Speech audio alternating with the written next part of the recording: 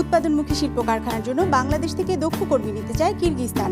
একই সাথে সেদেশে বাংলাদেশি উদ্যোক্তাদের পোশাক কারখানা স্থাপনেরও প্রস্তাব দেওয়া হয়েছে। সোমবার ঢাকায় সফররত কিরগিজস্তানের উপপররাষ্ট্রমন্ত্রী প্রধানমন্ত্রী বেসরকারি শিল্প ও বিনিয়োগ উপদেষ্টার সঙ্গে বৈঠক করে এসব প্রস্তাব তুলে ধরেন। এ সময় দুই পক্ষ কৃষি, পর্যটন, তথ্য প্রযুক্তি সহ বিভিন্ন খাতে পারস্পরিক সহযোগিতা বাড়ানোর অঙ্গীকার করে। তৈরি পোশাক থেকে শুরু করে কৃষি, পর্যটন কিংবা তথ্য প্রযুক্তি এমন সম্ভাবনাময় খাতে সহযোগিতা বৃদ্ধি করতে চায় কিরগিজস্তান। এরই অংশ হিসেবে প্রথমবারের মতো বাংলাদেশ সফরে আসে দেশটির উপপররাষ্ট্রমন্ত্রী। সাক্ষাৎ করেন প্রধানমন্ত্রী শিল্প ও বিনিয়োগ বিষয়ক উপদেষ্টার সাথে। পরে সাংবাদিকদের জানান, জনশক্তি, পর্যটন ও অর্থনৈতিক বিভিন্ন খাতে পারস্পরিক সহযোগিতা বাড়াতে চায় দেশটি। Future, we are ready to open our doors for your people.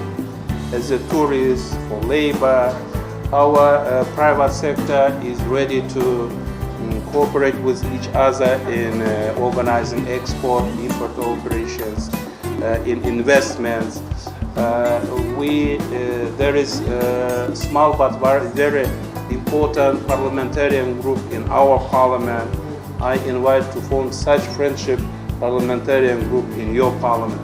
সংবাদ সম্মেলনে জানানো হয়, কিরগিজস্তানের সাথে দেশের সম্পর্ক দীর্ঘদিনের, যদিও সে তুলনায় ব্যবসায়িক সম্পর্ক সামান্যই, যা সামনের দিনে এগিয়ে নিতে উৎপাদনশীল খাতে বাংলাদেশ থেকে কর্মী নিতে চায় তারা। একই সাথে তথ্য প্রযুক্তি ও কৃষি খাতে একে অপরকে সহায়তার আশ্বাসও দেওয়া হয়। এ সময় দেশটিতে বাংলাদেশি উদ্যোক্তাদের তৈরি পোশাক কারখানা স্থাপনের প্রস্তাবও দেওয়া হয় ওই বৈঠকে। তারাও আইটি খাতে কাজ করতেছে, আমরা আইটি খাতে, কৃষি খাতেও আমরা কিন্তু একসাথে একজন আরেকজনকে সহযোগিতা করতে পারি, সেখানে আমরা কাজ করতে চাই। গার্মেন্ট ম্যানুফ্যাকচারিং হচ্ছে তাদের দেশে, যেটা আপনার ইউরোপিয়ান ইউনিয়নে যাচ্ছে।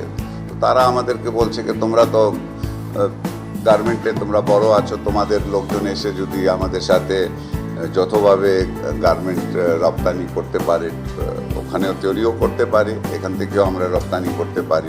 অনুষ্ঠানে জানানো হয়, কিরগিজস্তানে বাংলাদেশে 1000-এর বেশি মেডিকেল শিক্ষার্থী আছে, যা আরও বাড়াতে আগ্রহের কথা জানিয়েছে দুই পক্ষ।